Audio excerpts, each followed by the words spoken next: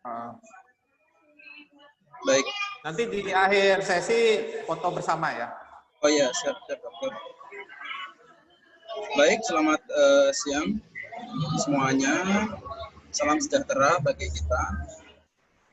Kali ini Landek bekerja sama dengan PDSKJI Pusat atau PDSKJI Indonesia, yaitu Perhimpunan Dokter Spesialis Kejiwaan Indonesia, di mana kita bekerja sama merayakan untuk Hari Kesehatan Dunia atau biasanya disebut dengan World Mental Health Day. Nah, kebetulan ini ada 15 ambasador di Indonesia, salah satunya adalah dari Dr. Sakyung dari Yogyakarta.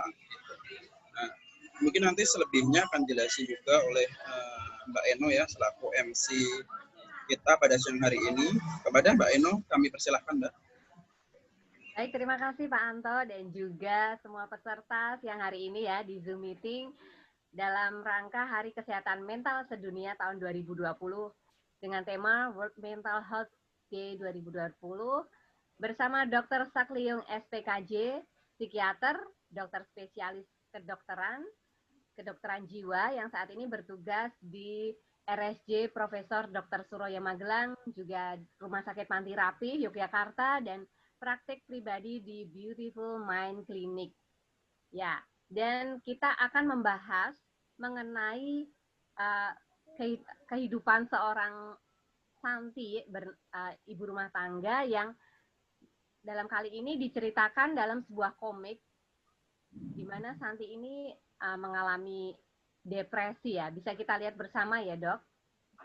Ya. Oke, saya share video ya. Ya. Ya, pertama saya juga menyapa teman-teman yang sudah hadir. Terima kasih. Ini ada sekitar 64 peserta ya, luar biasa. Terima kasih banyak atas perkenan hadirnya. Ya, hari ini seperti yang disampaikan Pak Anto, kemudian juga Mbak Eno selaku host, kita bertepatan dengan Hari Kesehatan Jiwa Sedunia yang diperingati setiap tanggal 10 Oktober dengan tema tahun ini adalah Mental Health for All and Get Involved. Jadi semuanya ayo terlibat bahwa kemudian greater access and greater investment. Ya, ini merupakan bagian rangkaian dari kami selaku ambasador untuk kesehatan jiwa yang ditunjuk oleh PDSKJI, yaitu Perhimpunan Dokter Spesialis Kedokteran Jiwa Indonesia, kemudian bekerjasama dengan Bundek. Ya, berikut ini saya akan menunjukkan sebuah video, yaitu komik yang ini kita harapkan bisa menjadi sebuah media untuk advokasi tentang kesehatan mental ini. Memang ada 4 karakter komik. Di pertemuan webinar kita kali ini kita akan membahas tentang kisah Santi. Ini adalah seorang ibu rumah tangga. Baik, kita saksikan bersama ya teman-teman semua.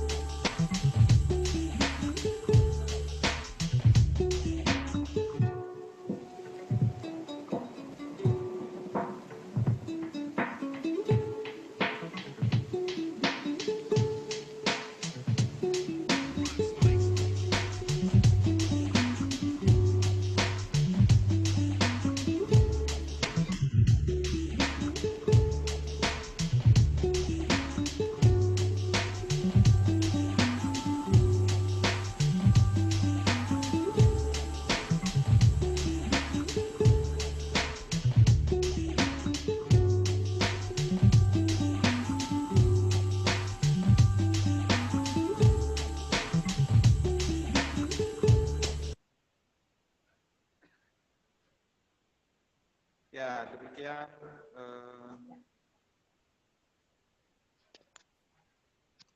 Ya, selesai ya dok ya.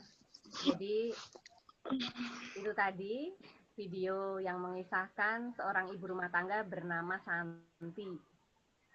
Ini boleh langsung saya tanya-tanya ya dok, ke dokter. Halo? Ora gak serius nggo Sandi ben Sandi sing golek. Halo? Halo dok? Halo dokter? Iya, halo Mbak, dengar Mbak. Halo. Ya. Dokter mendengar suara saya? Oh, ini bentar. Udah. Oh, Dokter Ya, Liung halo. ini saat ini baru live Mbak ini. Belum join lagi. Mungkin karena sinyalnya naik turun ini Mbak. Oh iya. Iya baik. Nanti kepada para peserta kami buka, tapi hanya 3 pertanyaan saja ya. Jadi ini kita akan membahas mengenai seorang ibu rumah tangga yang tadi ditampilkan dalam komik bernama Santi dengan kehidupannya sehari-hari. Jadi Santi ini merasa depresi istilahnya dengan banyak kegiatan yang mungkin membuat tekanan pada ibu rumah tangga ya. Ya. Masih belum live lagi ya dokter. Iya Mbak, belum. Ini coba saya telepon bentar ya. Dokter Liung Ya, Mbak. Pak Anto.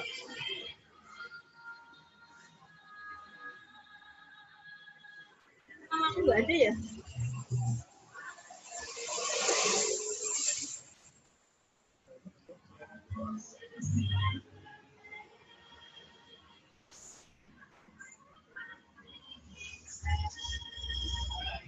Sambil menunggu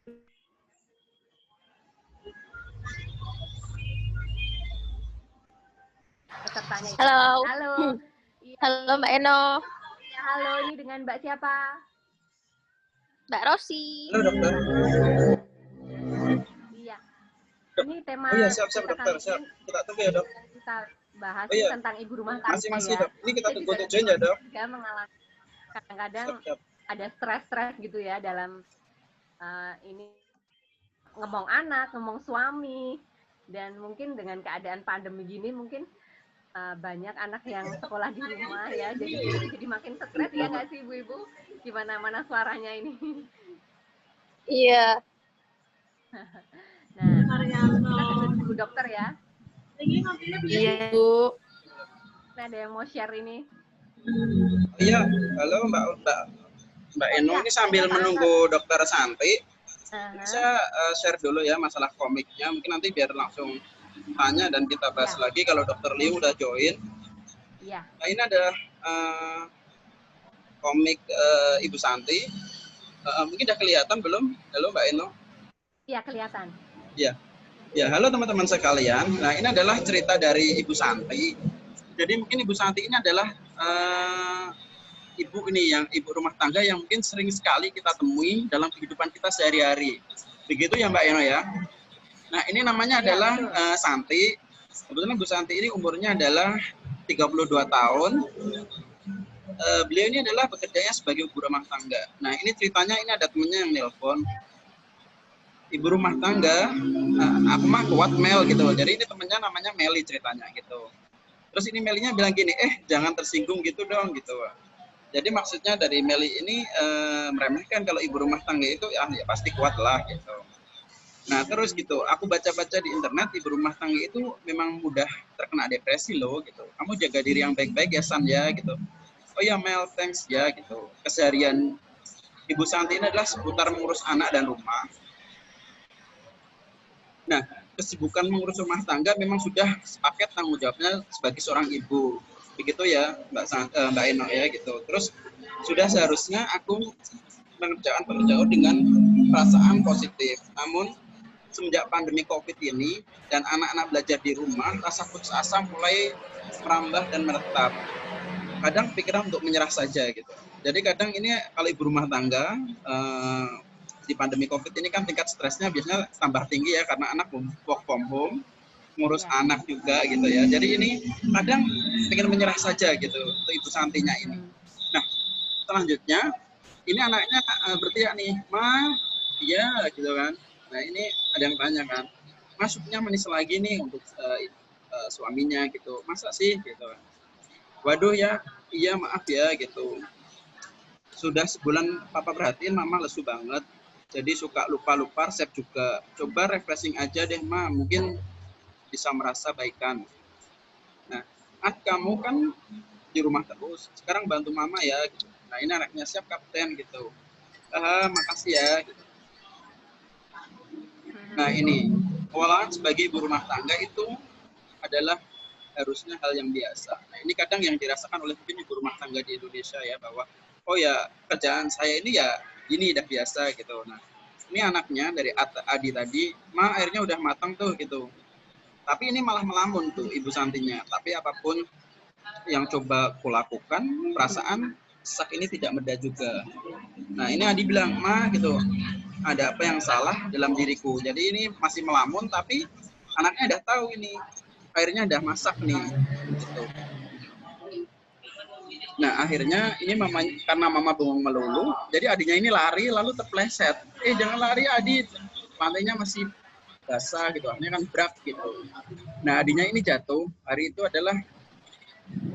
Adi terjatuh karena aku gitu. Aku sungguh seorang ibu yang tidak berguna. Nah mulai dari sini ibunya ini merasa putus asa. Aku ingin mengakhiri hidup aku. Gitu. Nah selanjutnya ini dari Bu Santi tadi sadar bahwa aku tidak bisa begini terus. Nah kalau sekarang kan udah ada Google tuh, sekarang mulai mencari info di internet membuatku lebih paham tentang apa itu depresi. Mungkin juga teman-teman di sini sekalian, kadang dia sakit apa gitu kan, udah mulai cari nih di Google misalkan tentang gejala COVID gitu. Nah, biasanya kan langsung dari Google gitu. Nah begitu pula ini Bu Santi langsung mencari apa sih itu depresi di Google gitu. Nah, depresi bisa timbul kepada siapa saja dengan profesi apa saja. Kalau sudah mempengaruhi keseharian, lebih baik segera mencari pertolongan profesional. Walau aku jadi lebih paham, berobat ke psikiater tetap saja menjadi hal yang tidak mudah. Gitu. Mungkin ini yang dirasakan oleh banyak orang ya. Pergi ke psikiater itu agak berat, agak sulit gitu. Karena mungkin salah satunya karena stigma juga. Nah, selanjutnya ini Ibu Santi ini memutuskan untuk ke psikiater. Kita harus siap cerita sama orang yang baru kita kenal. Nah ini ada beberapa pasien juga datang ke psikiater karena ini COVID kan. Jadi ini komiknya ada social distancing ini. Tapi aku harus bisa nih, Ibu Santi harus bisa nih bercerita sama orang yang baru aja dikenal gitu. Nah ini kebetulan ada dokter psikiater. Ini kita bantu dengan obat yang bisa meringankan gejala ya Bu gitu. Dan juga sesi psikoterapi untuk membantu memperbaiki pola pikir Ibu Santi ini. Nah, ini yang paling penting ini, demi anak dan suami gitu kan, dan diriku sendiri. Jadi Ibu Santi ini rela untuk ke psikiater perbaiki kualitas hidupnya. Gitu. Nah ini cerita komik tentang Ibu Santi, Mbak Eno. Mungkin Dokter Liung sudah join belum ya ini? Oh belum. Ya. Belum, Mas. Oh belum ya, belum ada, belum. Bentar dong. Oh, ini hadir nih dokter. Hadir nih, hadir. Sebentar ya, Mbak, ini telepon Dokter Liung.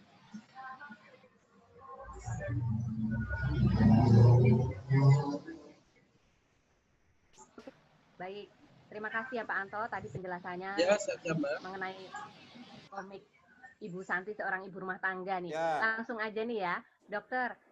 Ya, mengapa sih ibu rumah tangga ini lebih mengalami depresi? Bisa dijelaskan, dokter? Halo, dok. Halo. Halo, dokter. Ya, halo. Terima kasih Mbak Eno. Iya dokter. Ini sinyalnya agak kurang bersahabat karena mungkin hujan deras ya. Iya. Tapi cukup terdengar ya sekarang ya. Iya, dengar dokter. Iya dokter. Suaranya Mbak Eno agak putus soalnya. Oh iya. Terdengar suara dokter? saya? Dengar, iya dokter dengar. Ya, halo, suara saya terdengar? Iya, terdengar, iya. Ya, pertanyaannya tadi terdengar dokter? Terdengar Dokter Liung. Halo dok. Halo Dokter Liung.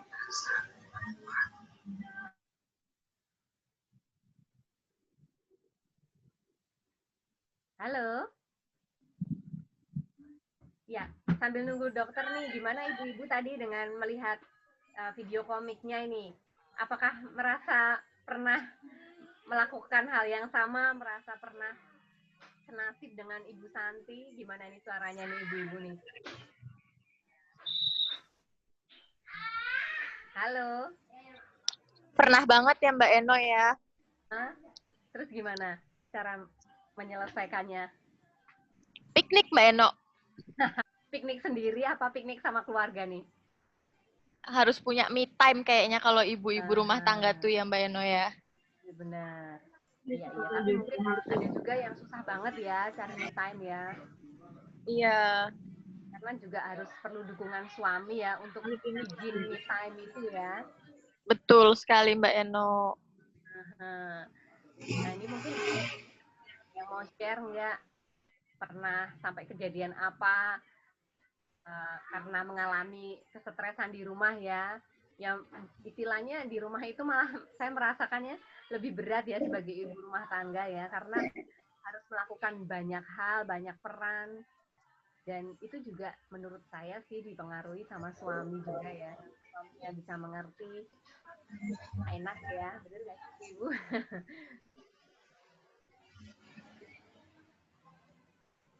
Ini Ya, mungkin itu Mbak Eno. Mungkin Ibu Santi ini kan sebuah replika nih yang terjadi di ibu-ibu Indonesia. Kadang kan ibu-ibu Indonesia itu merasa bahwa oh, udah biasa nih saya jadi ibu rumah tangga nih, harusnya saya udah bisa melakukan semua tugas ini kan gitu. Nah, tapi sebelumnya itu ada stresor tuh. Ada stres yang tidak wajar kan, ada yang muncul gitu sehingga ingin mengakhiri hidupnya gitu. Nah, mungkin ada sharing dari teman-teman atau mungkin pertanyaan tentang depresi sebelum Dr. Liung join. Jadi nanti teman-teman juga bisa chat di akun Zoom ini, andai kata nanti teman-teman tidak menghidupkannya, begitu. Atau bisa juga raise hand untuk memberikan pertanyaan atau sharing tentang depresi. Betul, mari silakan ibu-ibu ya, bertanya. Ini sepertinya dokter sudah bisa masuk ya. Ya, Pak Parianto, kalau misalnya pengalaman mengenai ibu rumah tangga, kan Pak Parianto kerja di rumah sakit ya. Ya. Ada pengalaman apa ini Pak dengan ibu-ibu yang mungkin datang ke rumah sakit, entah mungkin mengalami hal ini gitu Pak? Iya, gitu. Ya, terima kasih Mbak Eno. Nah, kebetulan perusahaan kita adalah fokus pada perusahaan obat-obatan sentral nervous system, salah satunya adalah obat depresi gitu. Nah, saya sering sekali sharing dengan dokter gitu kan. Kenapa sih gitu, pasien masih takut kejiwaan? Nah, kadang yang ditakutkan adalah stigma, Mbak. Stigma bahwa kejiwa itu dirasa gila gitu kan. Padahal tidak gitu. Di luar sana juga banyak sekali gitu yang istilahnya ke psikiater itu hanya misalkan ingin konsultasi gitu untuk mendapatkan kualitas kehidupan yang lebih baik. Gitu. Jadi teman-teman jangan takut ya paradigma misalkan dianggap psikiater gila itu tidak gitu. Seperti contohnya Ibu Santi. Nah, Ibu Santi ini sangat membutuhkan pertolongan psikiater gitu, Mbak. Iya, iya. Jadi kita jangan meremehkan ya terhadap apa yang kita rasakan ya. Kalau memang kita perlu bantuan dengan apa kita bisa cerita, dan itu orang yang tepat itu adalah psikiater ya. Jangan curhat ke teman ya, nanti bisa ember, masalahnya jadi tambah besar gitu ya. Semakin tambah depresi ya Mbak ya. Iya, betul. Karena depresi itu pada efeknya bisa terjadi pada siapa saja Mbak. Tidak harus yang pasien gini gitu kan. Bisa juga terjadi pada mahasiswa, pada ibu rumah tangga gitu. Bahkan pada pensiunan pun juga bisa terjadi gitu. Iya, iya. Pak Parianto, mungkin pengalaman selama ini, apakah mungkin bisa ya, istilahnya ibunya cerita konsultasi, kemudian memang harus diselesaikan dengan bantuan suami, itu apakah memang sering seperti itu, atau konsultasinya itu penyelesaiannya hanya pada ibu rumah tangganya saja? Gitu. Nah, kalau seperti yang di Ibu Santi ini kan kita sarankan karena ke psikiater, karena Ibu Santinya ini sudah butuh pertolongan tidak hanya psikoterapi. Jadi psikoterapi kayak sebuah apa ya dok ya, sugesti. Tapi Ibu Santi sudah butuh pengobatan gitu, sudah butuh obat. Jadi ini harus ke psikiater gitu. Nah kadang kan bisa juga sih cerita sama suami kan, tapi kan kadang suami itu karena tidak asik kerja gitu kan. Jadi anggapannya itu mah udah kerjaan mama kan gitu. Kadang Iya. kadang kan ada juga suami yang seperti, oh ini dokter Liung sudah bisa join ini Mbak. Halo dokter Liung.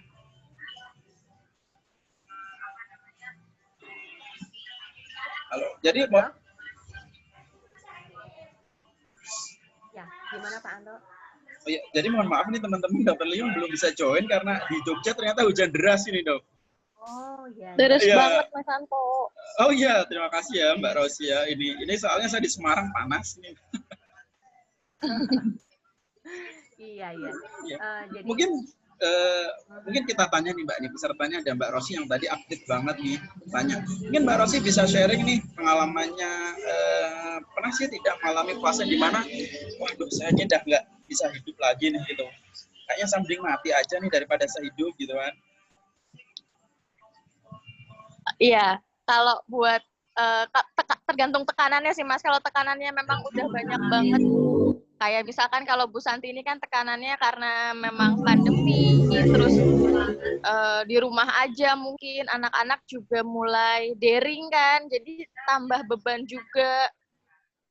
Otomatis tekanannya lebih besar. Jadi ya kalau untuk dia mau ada keinginan untuk bunuh diri wajar sih.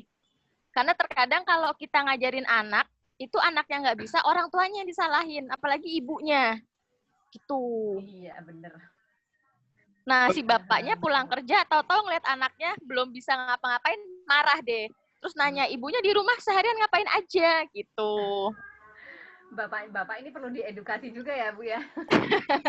Benar, sebenarnya harus libur sehari ngelihat kerjaan istrinya mungkin ya. Tapi memang gimana lagi ya, karena memang istilahnya wanita, ibu itu harus pinter-pinter ya memanajemen diri gitu ya. Gimana pun itu kita emang susah ya kalau misalnya kita harus menuntut suami mengerti gitu ya. Gimana nih Pak? Benar-benar. Perwakilan suami. Oh iya. Gimana Bapak Parianto? Oh iya, kebetulan ini saya ada suami anak satu ini Mbak gitu. Emang sih kalau kadang suami udah kerja gitu kan, ya kita nggak mau tahu sih kadang urusan istri gitu kan. Kadang istri mau cerita apa gitu kan, kita kan kadang udah capek ya kerjaan di kantor gitu kan. Ya setelah saya baca komik ini sekarang saya sadar, oh ternyata bisa juga nih istri saya depresi nih kadang ngurusin anak sama rumah gitu kan. Iya, benar. Dan kadang-kadang suami itu kan udah capek kerja, terus sampai rumah itu pengennya tuh istrinya terlihat cantik, terlihat ramah, terlihat segar. Tapi kan kenyataannya dengan bekerja di rumah dari pagi sampai sore itu mengurusi anak-anak yang di rumah itu capek sekali ya. Nah, mungkin ibu-ibu yang lain ada ini cerita khusus bagaimana tips agar semua bisa selaras berjalan dengan baik tanpa suami mengenal kalau sebenarnya kita itu ya, jadi kelihatan di depan suami kita tetap ceria gitu, atau sebenarnya kayak gitu tuh boleh nggak sih atau bagaimana ya? Monggo siapa yang mau bercerita ini?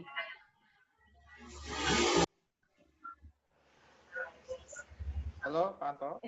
Ya halo dokter. Ya ini akhirnya dokter Lim bisa join ya dok. Halo dok. Kok masih belum terhubung Mbak Eno? Karena Zoom ini jadi agak unik ya, kalau sinyalnya jelek itu pasti bisa keluar masuk sendiri ini Mbak. Iya. Iya, ngomong-ngomong nih masalah depresi, menurut Mbak Eno kan ini Mbak Eno masyarakat awam, apa sih menurut Mbak Eno depresi itu? Depresi itu tekanan ini ya, tekanan jiwa. Karena mungkin dipengaruhi oleh masalah-masalah di masa lampau juga sih.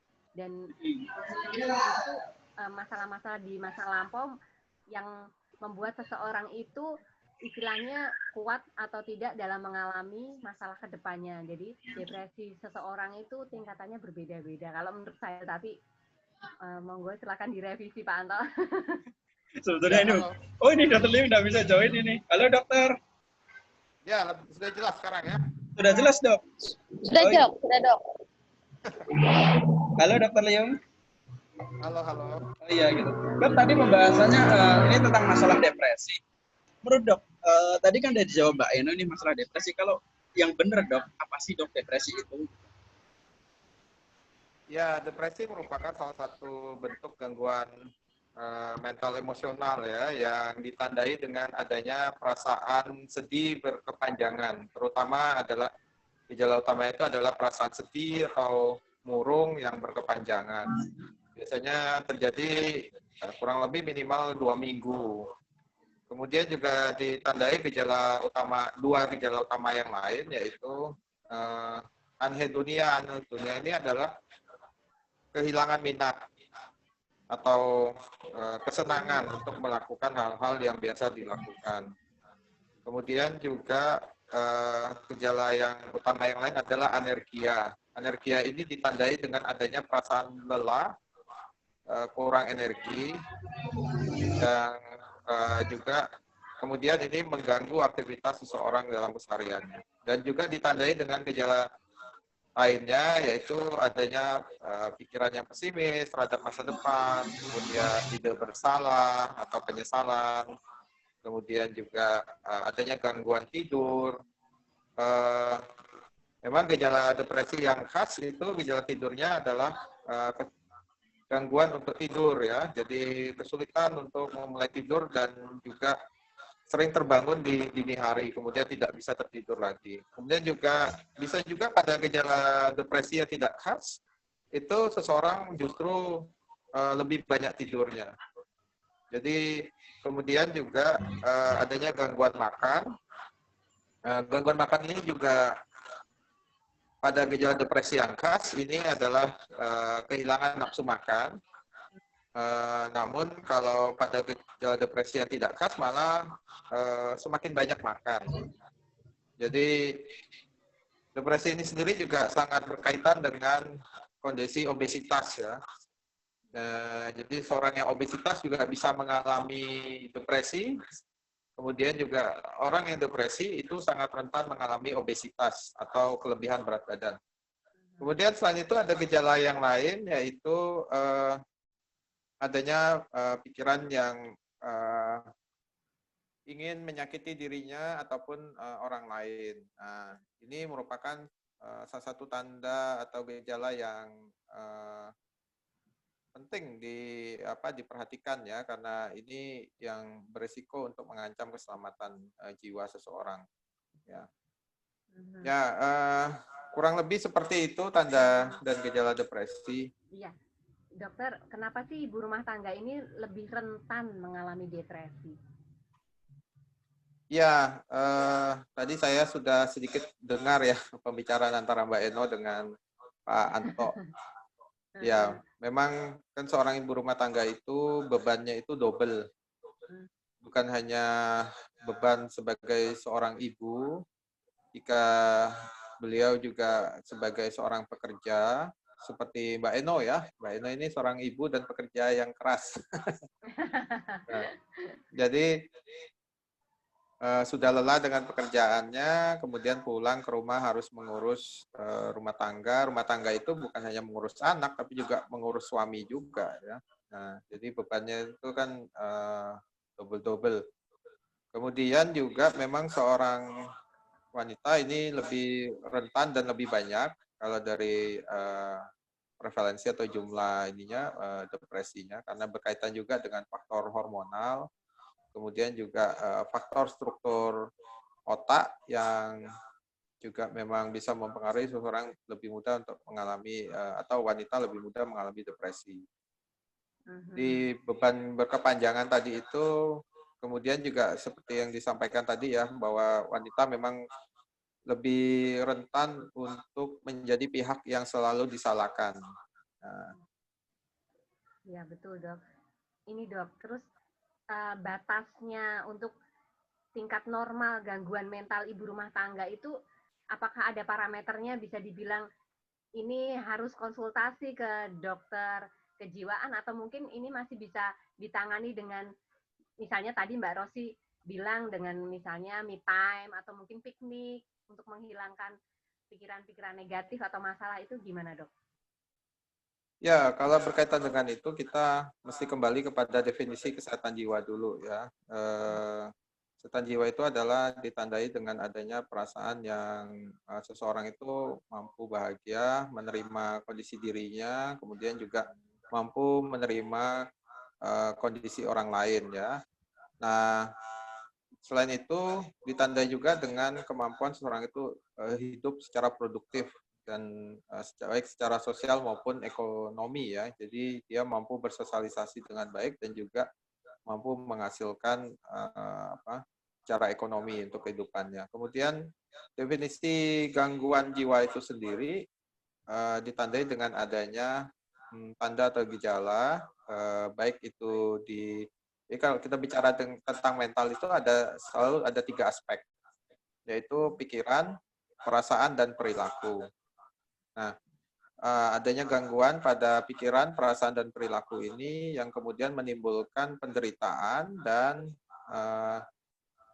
gangguan fungsi ya. Nah, jadi gangguan fungsi apa? Yang utama adalah fungsi rawat dirinya sendiri.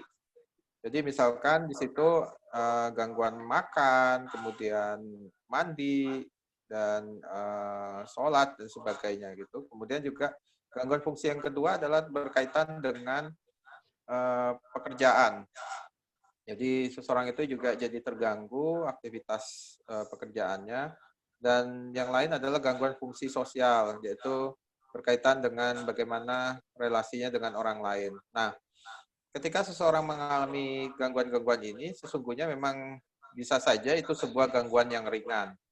Nah, gangguan yang ringan ini, misalkan pada depresi tadi itu, dia tidak mengalami tiga gejala utama, tapi mungkin hanya 2, yaitu gejala perasaan yang murung, kemudian juga bisa kurang semangat, ataupun sebaliknya yang kurang energi.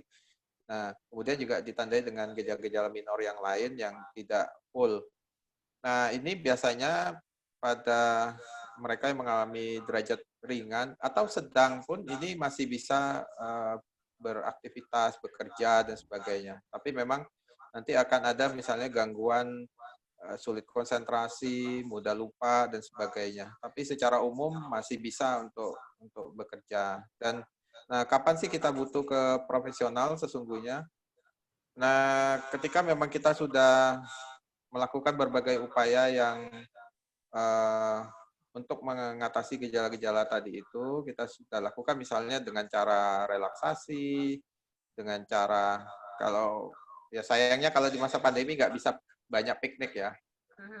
Nah, kemudian juga berkomunikasi, cerita dengan yang lain, kemudian juga menjaga tidur atau menjaga pola makan gitu. Ya, semua hal yang membuat kita lebih rileks, lebih tenang seperti itu. Nah, dan jadi semua hal itu sudah kita lakukan, kita upayakan sendiri, dan ini kok masih tetap tetap tidak membaik gitu, maka sebaiknya kita segera untuk meminta pertolongan. Ataupun dari awal juga tidak salah gitu ya, jika memang ingin segera meminta pertolongan profesional. Istilahnya jangan menyepelekan permasalahan yang terjadi ya dok, sekecil apapun gitu ya dok. Ya, gejala depresi ini sendiri kan memang sudah diprediksi ya, bahwa gangguan depresi itu akan menjadi suatu penyakit nomor 2 yang nantinya menimbulkan begitu banyak kerugian ya bagi seseorang yang mengalaminya. Tadi ada satu pertanyaan yang menarik juga saya lihat di situ ya, bahwa ada pertanyaan tandanya itu sering marah-marah. Nah, orang yang depresi itu juga bukan berarti dia hanya menangis saja sepanjang hari gitu. Bisa juga dia berupa marah-marah tadi, terutama adalah pada mereka yang usia lanjut dan juga anak dan remaja. Itu biasanya mereka mengekspresikan emosinya itu dengan bentuk kemarahan tadi. Iya dok. Dok, mungkin tadi adanya beban di dalam ibu rumah tangga sehingga menimbulkan gangguan jiwa itu kan kemungkinan juga bisa dipengaruhi oleh peristiwa di masa lampau ya, yang bisa berdampak besar pada kepribadian dan perilaku seseorang. Nah, ini bagaimana cara menghilangkan trauma dari ibu rumah tangga atas peristiwa-peristiwa di masa lampaunya ini dok? Ya, betul sekali.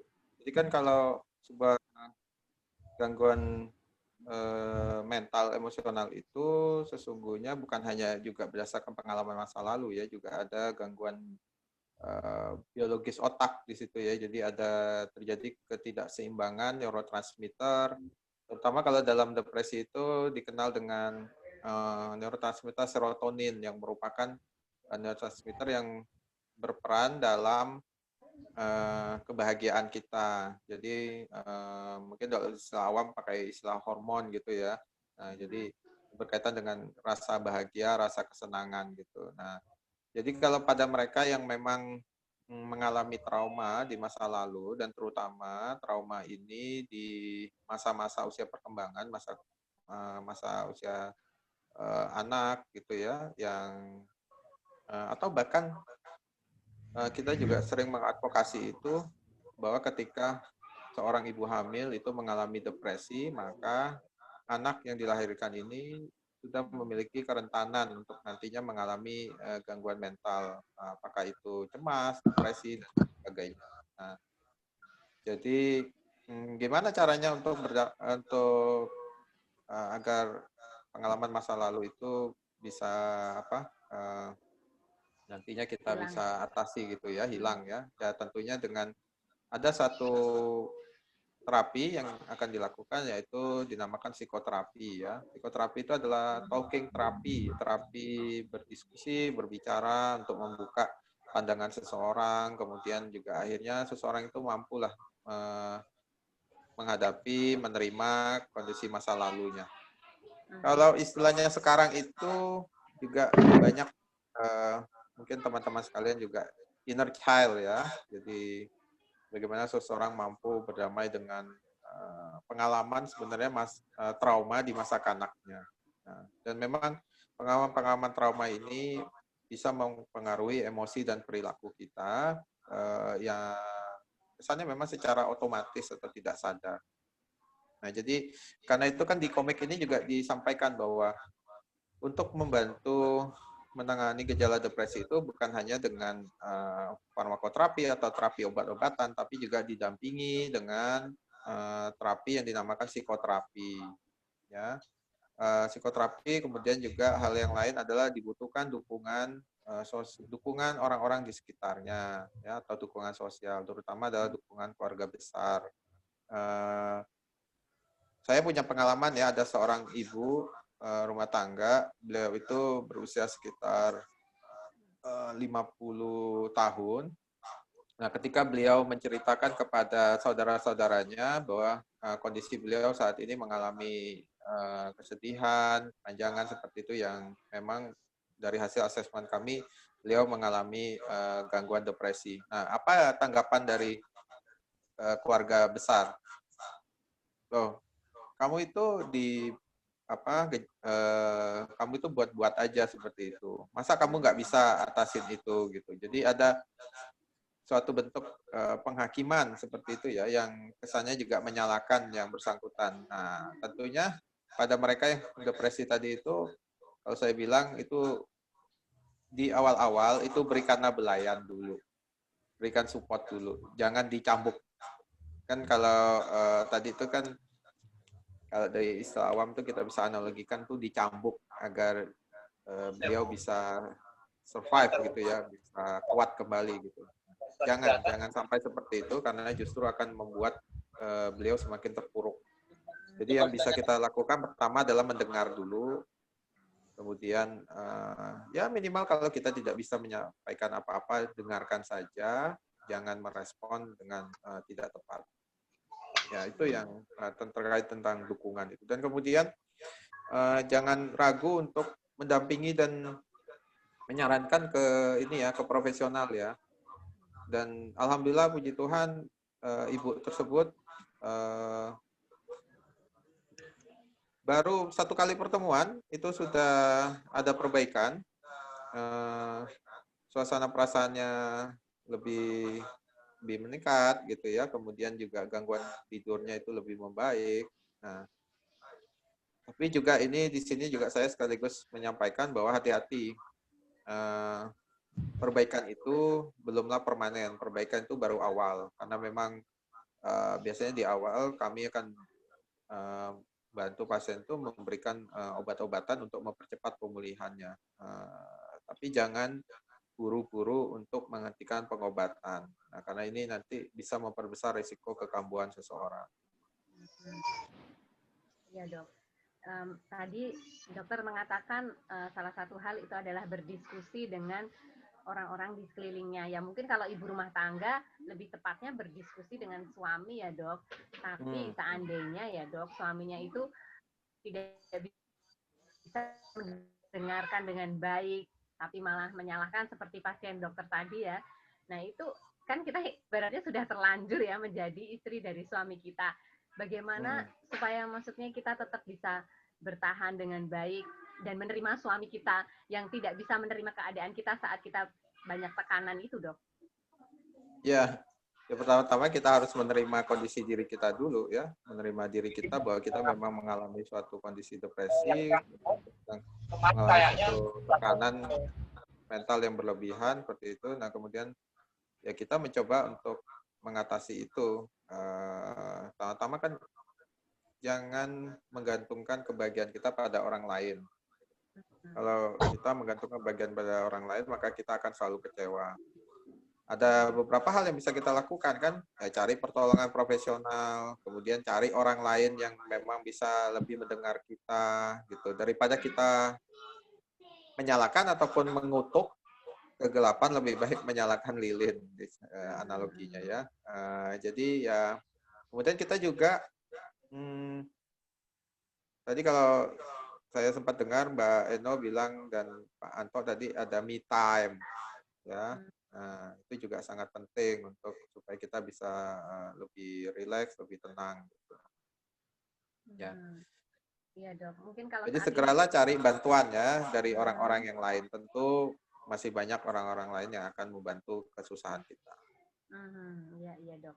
Nah ini dok kalau sekarang mungkin saya mewakili ibu-ibu rumah tangga yang mungkin saat ini sedang sakit ya dok, dan sakit tidak bisa melakukan hal yang semestinya, itu untuk membangun kepercayaan diri supaya bisa merasa digunakan atau berfungsi untuk keluarganya itu gimana dok, untuk membangun supaya mereka tetap mempunyai hati yang besar?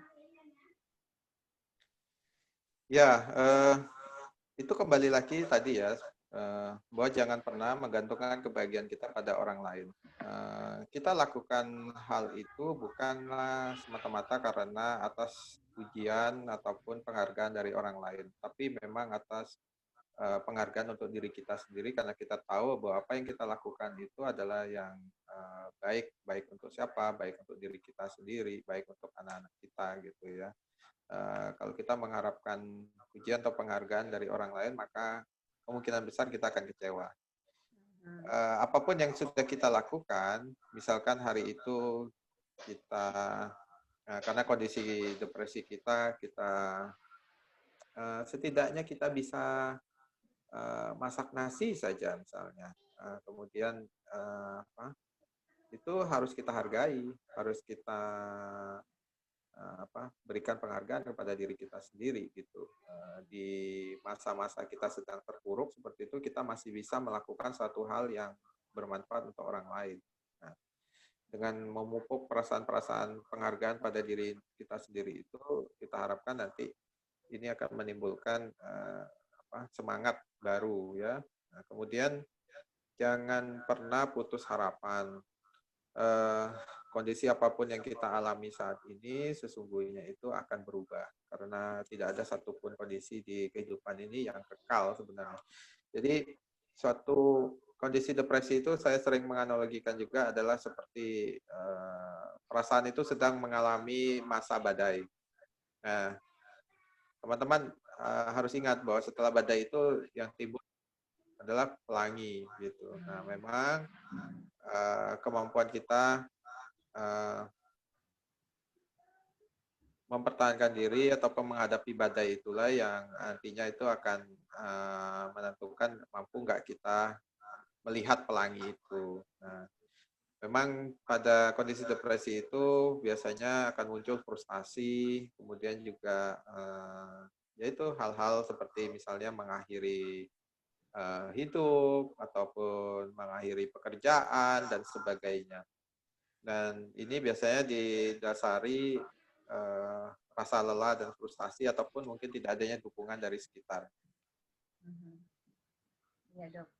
Dok, kalau misalnya nih ya, kalau kan perempuan ini ibu rumah tangga, seringnya kalau misalnya ada masalah, itu sering mengungkapkan dengan banyak bicara atau bisa dikatakan istilahnya ibu itu kok cerewet banget gitu ya. Dan mungkin juga bisa marah-marah kepada anak-anaknya ataupun suaminya. Dan setelah mungkin marah-marah atau mungkin berbicara banyak itu sedikit plong. Nah, apakah hal itu istilahnya dibenarkan walaupun mungkin akan menyakiti pihak lain, anaknya jadi tersakiti, suaminya mungkin tersakiti, itu gimana dok? Ya, sesungguhnya itu memang bisa mengurangi ya, menenangkan yang bersangkutan. Tapi sesungguhnya itu ada patokan bahwa apa yang kita lakukan itu bagaimana dampaknya kepada orang lain. Kalau ibaratnya kan kita membuang sampah yang ada pada diri kita lempar sampah itu kepada orang lain. Orang lain itu kemudian menjadi bau dan tersakiti. Nah, yang ada nanti kan balik yang di sana mengambil sampah kemarahan itu dan melemparkan kembali ke kita gitu kan. Nah, memang di satu sisi kesannya seperti kita jadi lebih tenang gitu kan. Hal ini sama juga analoginya seseorang yang mengatasi kecemasan, kegelisahan, ataupun kesedihannya dengan lari menggunakan misalnya obat-obatan terlarang. Itu paling sering misalnya alkohol gitu. Itu memang beban-beban pikiran seperti itu bisa seperti hilang sesaat, tapi kan ada dampak-dampaknya yang akan balik kepada yang bersangkutan. Jadi, nah, ketika seseorang itu berkonsultasi pada profesional kesehatan jiwa, maka dia akan diajarkan cara-cara yang lebih tepat, yang lebih adaptif, ataupun di sini disebut dengan coping ya, cara-cara menyelesaikan masalah, kemudian juga cara-cara untuk mengatasi beban mentalnya itu dengan cara-cara yang lebih sehat. Jadi misalkan cara-cara itu seperti apa? Menulis semua keluhan hatinya di sebuah tulisan gitu. Nah, jangan-jangan nanti bisa besok jadi novel tuh. Ataupun jadi ini ya, atau kemudian juga melampiaskan kemarahan itu misalnya dengan berolahraga. Nah, semua energi kemarahan tadi itu dikeluarkan di olahraga. Saya sering bercanda itu misalnya ajak suami atau ajak ininya itu main bulu tangkis atau apa, ya nanti di smash. Nah, smash ke suaminya ya dok? iya, kan jadi ini akan lebih sehat gitu ya untuk yang bersangkutan maupun untuk suaminya. Ya memang paling penting itu adalah kita belajar berkomunikasi. Nantinya itu kita akan ketika di profesional kesehatan jiwa itu juga akan diajarkan suatu komunikasi namakan komunikasi asertif. Jadi ini win-win solution. Bagaimana kita menyatakan ketidaknyamanan yang kita atau keinginan yang kita inginkan gitu, tapi dengan cara-cara yang pas gitu ya. Bukan artinya kita hanya menang sendiri gitu. Kita yang hanya ingin dimengerti sendiri, tapi kita juga mampu mengerti yang lain. Nah, nantinya juga tentunya komunikasi asertif itu adalah dengan menggunakan komunikasi yang lembut gitu dan tidak memaksa ya. Jadi saya sering menyampaikan kepada pasien gitu atau kepada mereka yang meminta bantuan, ada hal-hal yang kita harus belajar itu, ayo kita ubah, yaitu adalah kata-kata harus, kudu, pasti. Nah itu yang bisa membuat mental kita menjadi tegang karena adanya ekspektasi yang berlebihan di situ. Baik, ya dok. Ini waktu kita tinggal 7 menit, ya benar nggak dok? Nah ini di akhir-akhir ini, Ina mau tanya dok, bagaimana pesan dokter kepada ibu-ibu agar yang ingin berkonsultasi ke psikiater itu merasa tidak tabu begitu, Dok? Oke. Ya, eh, mungkin bisa kita tambah sedikit nanti waktunya ya, Oh, baik, Enok. ya, Ini kayaknya ada beberapa pertanyaan yang kita jawab juga ya, 2 ya, atau 3 pertanyaan gitu ya, agar teman-teman bisa mendapatkan manfaat dari pertemuan webinar ini. Ya, terkait pertanyaannya Mbak Eno tadi itu, saya selalu menyampaikan kepada mereka yang datang meminta pertolongan bahwa kondisi depresi itu bukanlah sesuatu yang tabu, yang membuat kita malu, membuat kita takut, gitu ya. Karena coba kita renungi sendiri, apakah kondisi depresi itu kita inginkan atau kita lakukan atau kita atas hasil dari perbuatan kita sendiri? Tentu tidak kan, karena ini berkaitan dengan kondisi sakit. Siapa yang ingin sakit? Ya, kondisi depresi itu sesungguhnya sama saja dengan penyakit-penyakit fisik. Seperti diabetes, hipertensi. Apakah tabu dan malu kita misalnya terdiagnosa untuk mengalami penyakit-penyakit seperti itu? Kan penyakit fisik itu kan enggak. Jadi ya memang stigma terhadap kesehatan mental itu harus terus kita patahkan dan kita advokasikan bersama, bahwa ayo, makanya berdasarkan tema Hari Kesehatan Jiwa Sedunia tahun ini adalah mari kita semua terlibat. Setidak-tidaknya adalah berikan dukungan kepada mereka yang mengalami gangguan-gangguan tersebut, ya, dalam hal ini depresi ya yang kita bahas. Janganlah mengeluarkan statement-statement yang semakin menyakiti mereka gitu. Kalaupun kita tidak bisa memberikan kata-kata yang menenangkan, diam itu lebih baik. Diam itu emas ya, Dok. Iya. Baik, untuk para peserta yang ingin bertanya langsung kepada dokter, boleh silakan. 3 pertanyaan saja ya, Dok ya. Sepertinya ya, boleh kalau mau langsung juga boleh, raise hand-nya nanti kita buka untuk ini ya. Mari silakan. Ada yang atau ingin... kalau tidak, ini juga ada beberapa pertanyaan ya di kolom boleh, chat. dokter. Iya, silakan dijawab, dokter. Mungkin Mbak Eno ini bisa saya bacakan ya. Dari Ibu Niken ini, sedikit bertanya, dokter, bagaimana cara mensikapi orang yang belum lama terindikasi DM yang sering marah-marah? Terima kasih. Ya, terima kasih Bu Niken. Ya. Ini teman saya. Beliau bertugas di Rumah Sakit Sarjito. Ya. Ya, ini tentunya harus dilacak dulu. Apa sih hal-hal yang membuat marah tadi? Ya. Apakah karena beliau tadi tidak mampu menerima kondisi diabetesnya tadi, bahwa harus menjalani pengobatan yang seumur hidup seperti itu ya, ataukah memang beliau ini mengalami kondisi depresi? Karena orang-orang dengan penyakit kronis itu memang sangat rentan mengalami gangguan depresi. Jadi adanya kehilangan, adanya ketidakmampuan untuk bekerja seperti biasanya, kegagalan gitu ya, ataupun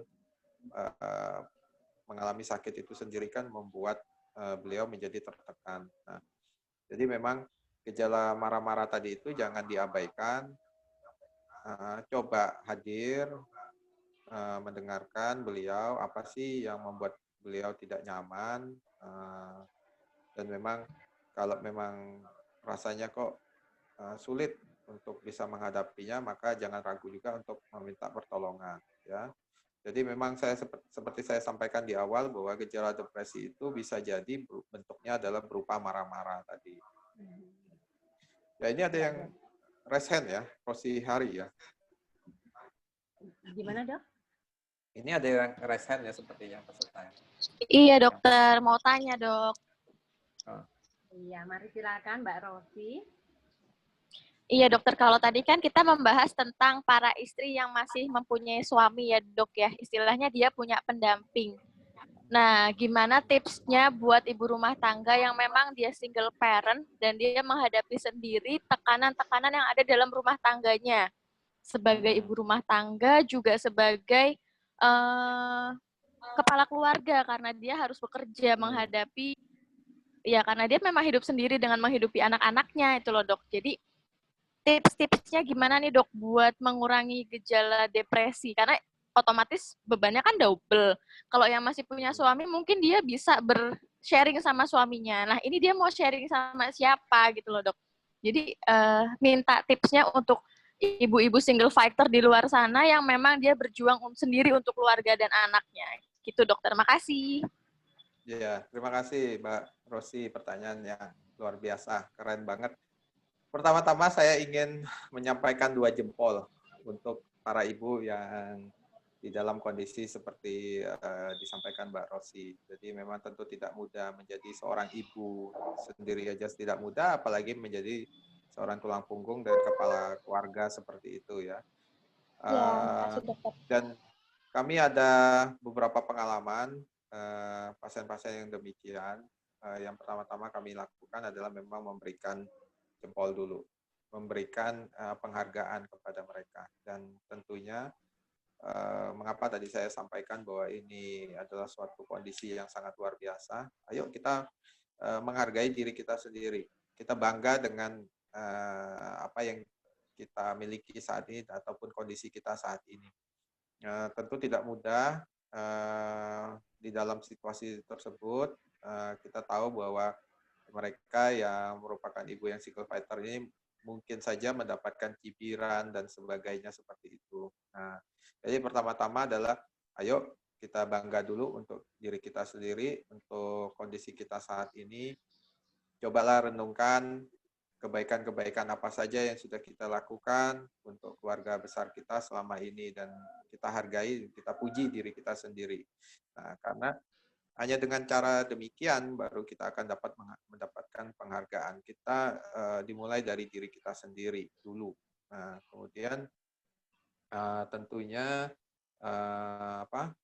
kalau memang ya karena kita seorang dalam makhluk sosial, maka support itu kan belum tentu hanya didapatkan dari keluarga besar. Bisa saja kita memiliki sahabat ataupun teman-teman yang lain gitu. Nah, jangan abaikan itu dan jangan anggap bahwa seluruh dunia ini jahat isinya. Nah, tentu ada orang-orang yang akan mensupport kita. Dan kalau memang dirasakan kondisi yang demikian itu kemudian sampai menimbulkan gangguan tadi ya dalam hal fungsi kita, makan, minum, mandi, perawatan diri kita dan aktivitas kita, kemudian tidur kita terganggu dan sebagainya yang memang itu tampaknya masuk dalam gejala-gejala depresi, jangan ragu juga untuk meminta bantuan profesional kesehatan. Hadir, setidak-tidaknya para profesional kesehatan ini akan hadir dan berupaya untuk menjadi teman terbaik bagi beliau-beliau yang sedang mengalami kondisi depresi tadi. Ya itu kurang lebihnya ya, Mbak Rosi. Oke, makasih dokter. Ya, tetap semangat untuk para ibu-ibu yang di dalam kondisi demikian. Jangan pernah putus harapan. Memang mungkin saat ini kita sedang mengalami masa-masa yang sulit, tapi jangan pernah putus harapan, tetap semangat bahwa nantinya hidup itu kan akan terus berputar.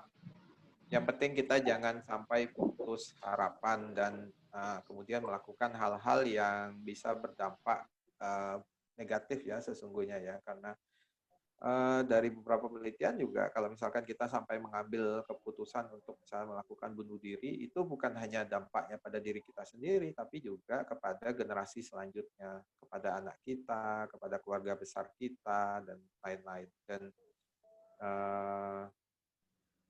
gangguan mental emosional itu kalau saya bilang ataupun suasana perasaan itu menular, ya. Jadi bukan hanya penyakit infeksi yang menular. Terus orang yang sedih pun atau cemas pun itu bisa menular gitu. Nah, bayangkan kalau misalkan anak tadi kemudian mengetahui bahwa ibu kemudian karena depresinya mengalami suicide atau bunuh diri, itu dampak secara psikologisnya itu bagaimana kepada anak. Nah, jadi sebelum melakukan hal apapun itu, mari saya juga mengajak pikirkan kembali betul-betul dampaknya itu. Jangan mengambil keputusan ketika kita sedang terbawa emosi. Betul. Ya, dokter, terima kasih. Nah, dan selanjutnya kita mau ke Ibu Islamiah ya. Mohon tips dari Dokter Liung untuk mencegah depresi pada pasien dengan sakit kronis bagi pasien maupun keluarga yang merawat. Silakan, Dok. Ya, ya betul sekali ya. Ini jadi memang bagi mereka yang caregiver atau pelaku rawat itu sangat rentan untuk mengalami depresi juga. Bukan hanya mereka yang mengalami sakit kronisnya itu sendiri. Nah, ini tentunya kita harus pintar-pintar menyikapinya.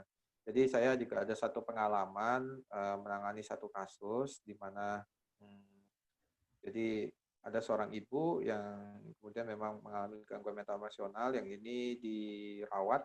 Beliau kebetulan memiliki 2 orang anak gitu, dan kemudian salah satu anjuran yang saya sampaikan itu adalah bergantian untuk merawatnya. Jadi kan ketika yang satu merawat, beban itu ada pada dirinya, kemudian yang satu kan bisa istirahat dulu, ada me time-nya. Jadi jangan lupa untuk memanage beban-beban tadi itu dengan cara ya mengatur sebenarnya. Jangan semisalnya memang di keluarga tidak ada yang bisa membantu, ayo kita terus cari bantuan dari luar. Ya. Kemudian tentu yang paling penting juga adalah memahami tanda-tanda awal adanya depresi itu tadi ya. Seperti Bu Niken tadi sampaikan, itu tanda-tanda awal itu bisa jadi berupa marah-marah tadi. Nah, memang nantinya pada kondisi depresi yang sangat berat itu kemudian yang bersangkutan akhirnya hanya diam, tidak ada kontak ataupun komunikasi dengan orang lain. Bahkan untuk ada beberapa pasien itu ketika kita tanya, saya tidak bisa merasakan apa-apa, Dok. Jadi perasaan itu sudah hampa. Jadi seperti mati rasa, itu suatu kondisi gangguan perasaan yang lebih berat lagi itu. Kalau kita masih marah-marah itu masih lebih baik ya, masih lebih bisa mengekspresikan emosi atau perasaan yang dialami. Karena itu jangan diabaikan. Segeralah mencari pertolongan ketika ada tanda-tanda yang menunjukkan perubahan emosi dan juga perilaku pada orang-orang terdekat kita. Ya. Dan tentunya kita semua ini kan memiliki perasaan dan pikiran. Kita juga bisa sebenarnya itu sudah bisa merasakan dan berpikir bahwa, ini tampaknya kok ada sesuatu yang nggak wajar ya, nggak seperti biasanya. Ya, itu mungkin dan segeralah mencari pertolongan. Ya. Baik, terima kasih dokter. Ini selanjutnya dari HNSC_DIY_teknisi bertanya bagaimana mendeteksi dini depresi.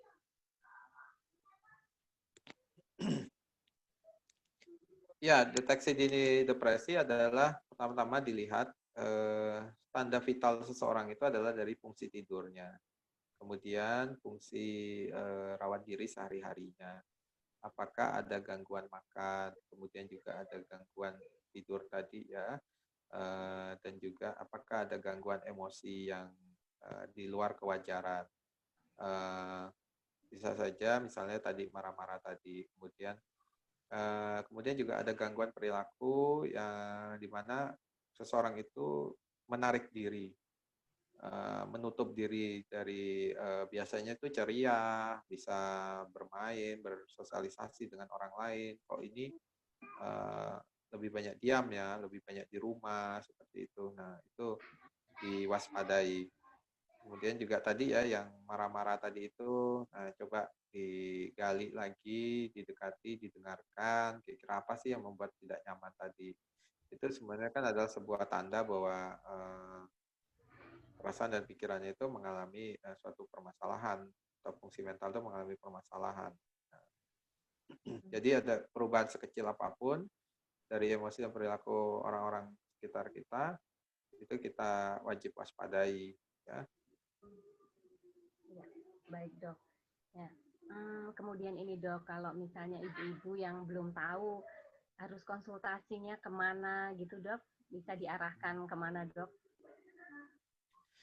Ya, kalau kita berbicara tentang profesional kesehatan itu kan bukan hanya psikolog ya, psikiater, kemudian juga ada tenaga kesehatan yang lain, ada perawat jiwa, ada konselor, ada kader kesehatan jiwa. Mari, makanya kan kalau di tema yang diusung oleh Lundbeck dan PDSKJI itu adalah ayo kita semua menjadi duta kesehatan mental. Jadi sampaikan saja pada orang-orang yang memang di sekitar kita yang tampaknya bisa memahami apa yang kita rasakan, kemudian juga mencari profesional kesehatan tadi ya, baik itu psikiater, psikolog, maupun mungkin kita tahu bahwa orang-orang yang kita kenal tadi itu sangat concern terhadap kondisi kesehatan mental ya. Saat ini juga kan sangat banyak LSM yang bergerak di kesehatan mental. Salah satunya itu adalah yang saya tahu persis dan saya salut terhadap kiprahnya itu adalah KPSI. Ini Komunitas Peduli Skizofrenia Indonesia, yang mudah-mudahan anggota KPSI juga ada yang bergabung dalam webinar kita ini. Saya apresiasi luar biasa untuk atas kiprahnya untuk membantu kami para psikiater gitu untuk berjuang di dalam membantu mereka yang terdampak kesehatan mentalnya. Kemudian ada juga Bipolar Care Indonesia, kemudian juga Mother Hope Indonesia. Ini bisa kita temukan nih di media sosial, banyak sekali itu baik di Facebook, Instagram mereka. Di situ juga ada beberapa edukasi gitu ya. Kalau Mother Hope itu sepengetahuan saya bergerak pada kondisi depresi pada ibu, kesehatan mental ibu. Jadi dengan kita juga mengikuti berbagai organisasi ini, nanti juga akan menambah pengetahuan dan wawasan kita tentang kesehatan mental itu sendiri. Kenapa? Karena sesungguhnya setiap orang itu bisa mengalami gangguan ataupun permasalahan pada kesehatan mental mereka. Karena bagaimanapun setiap orang itu memiliki potensi.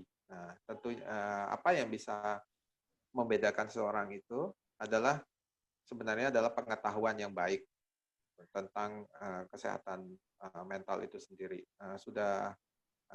Jangan hanya berpikir tentang kesehatan fisik saja. Jadi untuk kita betul-betul sehat, kedua-duanya itu kita harus jaga, baik itu mental maupun fisik. Ya, gitu Mbak Eno.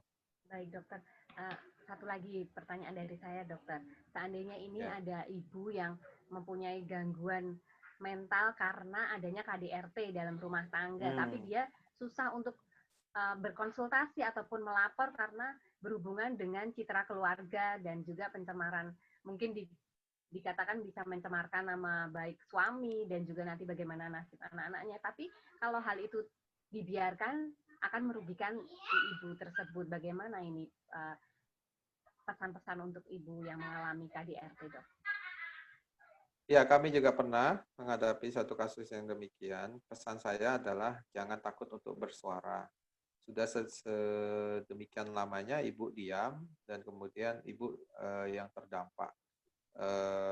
Tentunya kita bisa bicarakan, kita bisa rundingkan, kemudian kita pikirkan bersama-sama mana jalan yang terbaik untuk kehidupan ibu dan juga kehidupan keluarga ini. Nah, jangan ragu untuk bersuara, jangan lagi memendam semua beban itu, karena yang akan rugi tentunya adalah diri korban itu sendiri. Ya. Baik, ya. Jadi teruslah ini ya dok, bersuara, menyuarakan kebenaran untuk kebahagiaan diri kita ya dok ya. Ya, baik dokter. Apakah akan menambah waktu lagi atau sudah cukup? Ya, saya rasa sudah cukup. Tampaknya semua pertanyaan sudah terjawab ya, Mbak Eno ya. Iya dokter. Baik. Ya. Makasih sekali. Ini kalau kita lihat ada ini ya, banyak sekali yang hadir ya, luar biasa. Ada sampai saat ini bertahan sekitar kurang lebih 69 ya. Walaupun tadi kalau saya bilang tadi kita sudah melewati masa badai ya, yang di awal-awal tadi. Nah itulah salah satu tanda bahwa apapun kondisi kita saat ini, ketidaknyamanan yang kita alami, kondisi buruk yang kita alami, sesungguhnya nanti pasti akan berubah pada waktunya. Jangan pernah putus harapan. Baik, iya. Terima kasih dokter. Tadi ada kata-kata yang saya catat dari dokter bahwa kita jangan putus harapan, kemudian jangan menggantungkan kebahagiaan pada orang lain, dan renungkan kebahagiaan-kebahagiaan yang pernah kita terima ya dokter. Dan kita akan melanjutkan Zoom ini tanggal 17 ya dok? Betul sekali ya. Mbak Eno, Nanti nanti kita dengan share lagi linknya Zoom ini ya dok ya. Dengan karakter komik yang baru ya itu nanti adalah seorang arsitek. Baik, iya dokter. Terima kasih sekali para peserta Zoom kali ini dan saya kembalikan ke Pak Anto. Silakan. Ya, baik. Terima kasih Mbak Eno. Terima kasih Dokter Liung. Tadi cukup ada badai ya dok ya awal-awal. Ini di Semarang juga baru hujan dok ini. Oh ya, mohon untuk mengaktifkan video Zoom saat ini mau kita ambil gambarnya dokter. Mohon kepada peserta untuk mengaktifkan videonya. Bentar.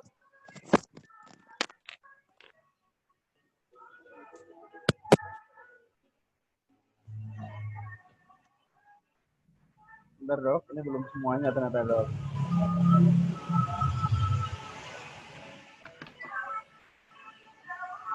Oke, udah siap ya. 1, 2, 3.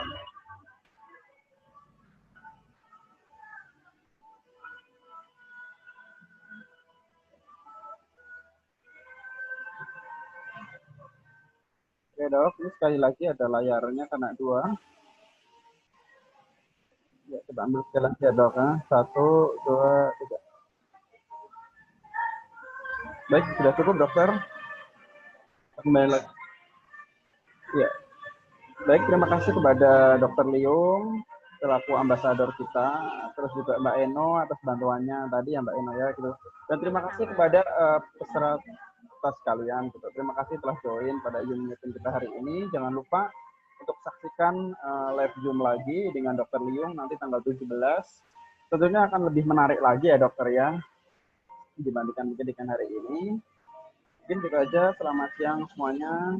Sehat selalu dan salam sehat jiwa.